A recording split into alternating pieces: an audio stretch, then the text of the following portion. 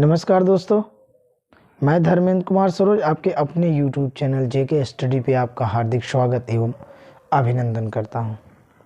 दोस्तों, आज मैं आप लोगों के लिए बहुत ही इम्पोर्टेंट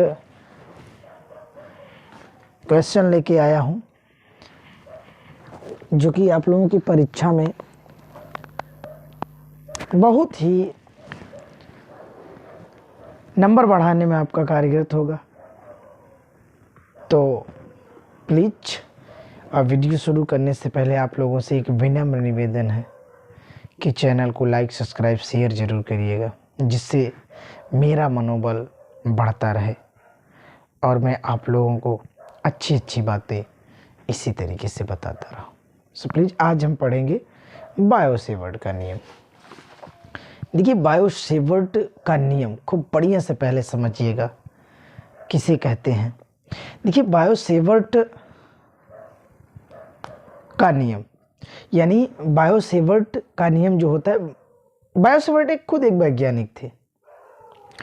इन्होंने यह बताया कि सन 1820 ईस्वी में फ्रांस के वैज्ञानिक बायो-सेवर्ट ने बताया कि चालक के द्वारा चारों ओर उत्पन्न चुंबकीय क्षेत्र के संबंध में एक नियम दिया, जिसे हम क्या कहते हैं, बायो-सेवर्ट का नियम कहते हैं।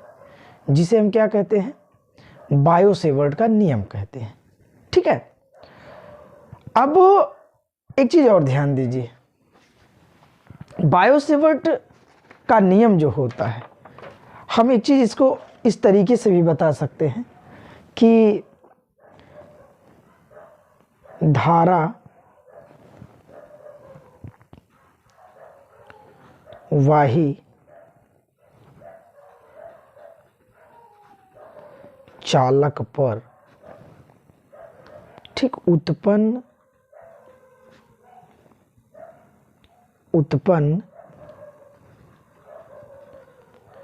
चुंबकीय क्षेत्र। ठीक, या मैं इसको ऐसे भी बोल सकता हूं कि धारावाही चालक के कारण, यहां पर मैं ऐसे भी लिख सकता हूं, चालक के कारण उत्पन्न चुंबकीय क्षेत्र ज्ञात करना।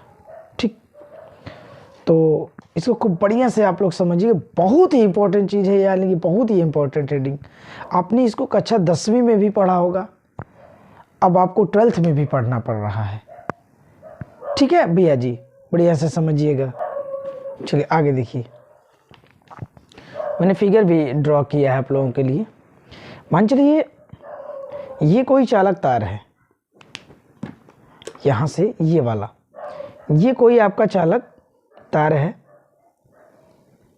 जिसकी लंबाई मैंने क्या माना है, dl, इस पूरे की लंबाई।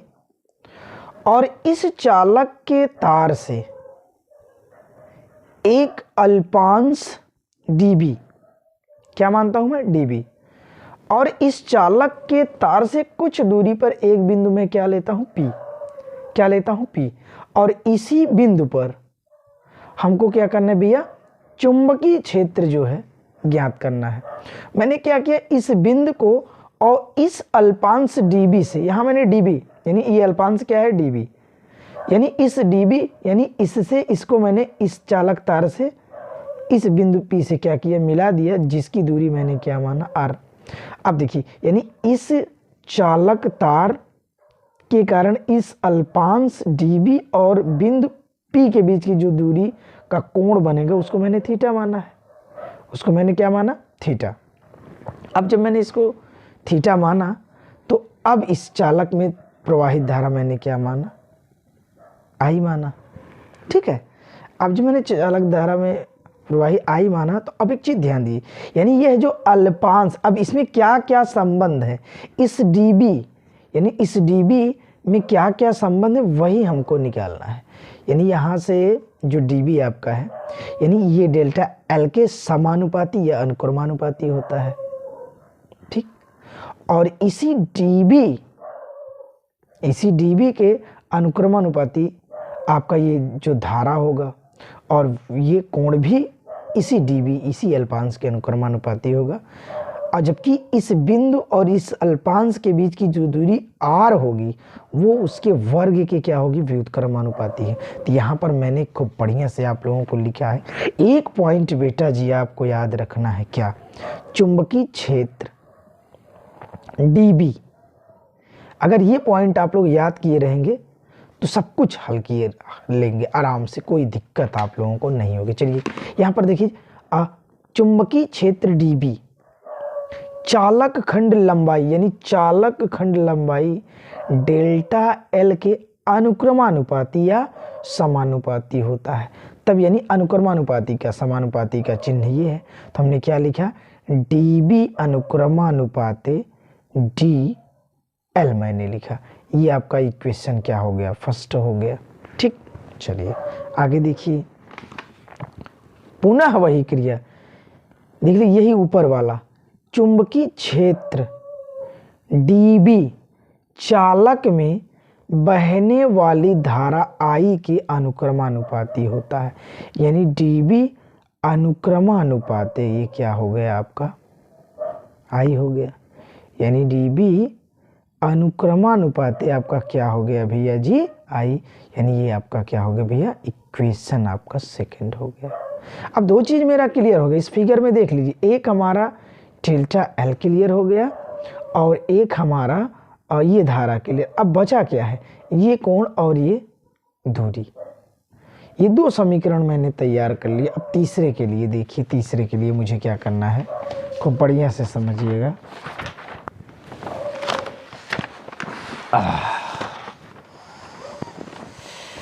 खूब बढ़िया से समझिएगा, कोई दिक्कत नहीं। अगला वाला देखिए, सेम वही फिगर मैं आपको दिखाता चलता हूँ, हल करता चलता हूँ, पुनः यही। ठीक है, आगे देखिए, यानी पुनः वही पॉइंट चुंबकीय क्षेत्र डेल्टा बी, ठीक, बिंदु P के बीच की दूरी।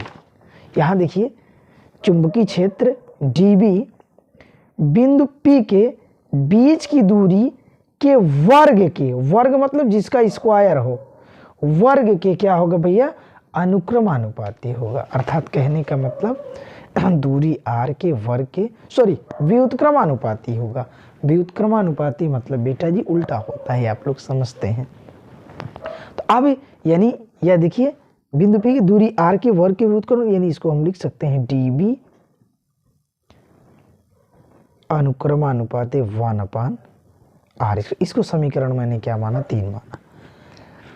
समीकरण में 3 माना। अब अगला वाला देखिए, पुनः वही पॉइंट चुंबकीय क्षेत्र dB, चुंबकीय क्षेत्र dB बिंदु P के बीच, यानी बिंदु P के बीच बने कोण साइन थीटा के क्या होता है, अनुक्रमानुपाती। यानी dB, ठीक, dB अनुक्रमानुपाती साइन थीटा। समीकरण ये क्या हो गया आपका 4 और ये आपका हो गया 3। ठीक, यानी मैंने 4 समीकरण बनाया। फर्स्ट आपका dB अनुक्रमानुपाती या समानुपाती डेल्टा एल, और दूसरा क्या है dB अनुक्रमानुपाती I, और तीसरा समीकरण dB व्युत्क्रमानुपाती, यानी ये उल्टा है तो इसके ये व्युत्क्रमानुपाती 1/r²। समीकरण क्या हो गया भैया 3, और ये समीकरण नंबर dB अनुक्रमानुपाती साइन थीटा, ये समीकरण आपका 4 हो गया। अब यहाँ से थोड़ा सा आप एक बार इसको देख लीजिएगा, मैं हल कर दे रहा हूँ समीकरण 1 2 3 4 को हल करने पर। ठीक है, चलिए थोड़ा सा देखिएगा, अगर कोई दिक्कत हो तो आप लोग कमेंट बॉक्स में कमेंट जरूर करिएगा, परेशान मत होइएगा। जो भी प्रॉब्लम क्रिएट हो वो आप हमको तुरंत बताइएगा। चलिए आगे हम लोग देखते हैं समीकरण 1 2 3 4 को हल करने पर ना। चलिए समीकरण 1 2 3 4 को हल करने पर देखिए, यानी dB अनुक्रमानुपाती, क्योंकि क्या होगा dl I 1/r² गुणे साइन थीटा। ठीक है, अच्छा, तो अब यहाँ से देखिए इसको हम लिख सकते हैं dB। अब इसका चिन्ह हटाइए, इसके स्थान पे कांस्टेंट रखेंगे। ठीक है, क्या रखेंगे भैया, कांस्टेंट रखेंगे और इसका हम ऐसे गुणा कर दे। सबसे पहले इसको DL I साइन थीटा बटे R स्क्वायर, ठीक है। साइन थीटा बराबर साइन थीटा बटे R स्क्वायर, या इसको हम सीधा सीधा लिख देते हैं DB is equal to KI DL sine theta बटे R स्क्वायर। ये आपका फार्मूला बन गया, ठीक। DB बराबर, लेकिन एक चीज़ और हमको ध्यान देना है कि एक नियतांक है। यहाँ पर मैंने देखिए लिखा है, जब मैंने इसको हल कर दिया इतना, तो यहाँ लिखा है मैंने जहाँ के एक क्या होता है, नियतांक होता है। और इस जो यह के नियतांक है इसका मान सुनिश्चित होता है। इसका क्या सुनिश्चित होता है, मान। आप लोग अगर थोड़ा सा पढ़े हो तो हमको बताइएगा ज़रूर, ठीक है। देखिए, यानी इस के का मान कितना होता है, के इज इक्वल टू होता है म्यू नॉट 4 पाई अपान या 10 की घात -7, ये नियतांक का मान होता है। तो मुझे कुछ नहीं करना है, यहाँ पर इसके स्थान पे मैंने क्या किया है, सिर्फ इतने मान को मैंने पुटअप किया, हमारा आंसर आ गया है। एक बार मैं फिर पुनः हल कर दे रहा हूँ। यहाँ से देखिए, जहाँ के एक नियतांक है ना, तो ये क्या हो जाएगा, DB is equal to mu naught upon 4 pi I delta L sine theta upon R square. ये आपका क्या हुआ, फार्मूला। इसको पहले को बढ़िया से समझ लीजिएगा, अगर कोई दिक्कत हो तो आप लोग जरूर बताइएगा, ठीक है। तो चलिए अब हम आगे देखते हैं। अब एक चीज़ ध्यान दीजिए, मैंने आपको फार्मूला या बायोसेवर्ट का नियम हल करना मैंने बता दिया। अब एक चीज़ ये भी मुझे समझना है कि ये सारी चीज़ें होती क्या हैं। जहाँ मैं लिख रहा हूँ, देखिए जहाँ, ठीक,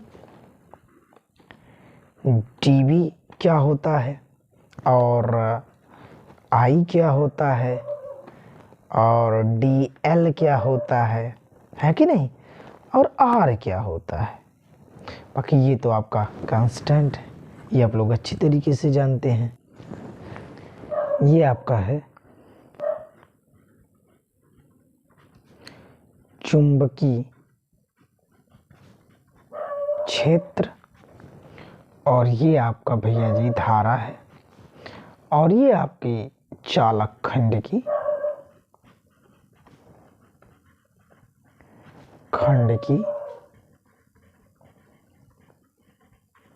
लंबाई है, और ये क्या है, ये आपकी दूरी है। R क्या होती है, दूरी। अब एक चीज़ और यहाँ पे बचा है, देखिए म्यू नॉट को हम बोलते हुए निर्वात की चुंबकशीलता। म्यू नॉट को क्या बोलेंगे भैया, निर्वात में चुंबकशीलता, इसे हम लिख सकते हैं चुंबक, ठीक है, शीलता। ये तो प्लीज अगर वीडियो पसंद आया हो चैनल को लाइक सब्सक्राइब शेयर जरूर करिएगा। तब तक के लिए धन्यवाद। जय हिंद, जय भारत।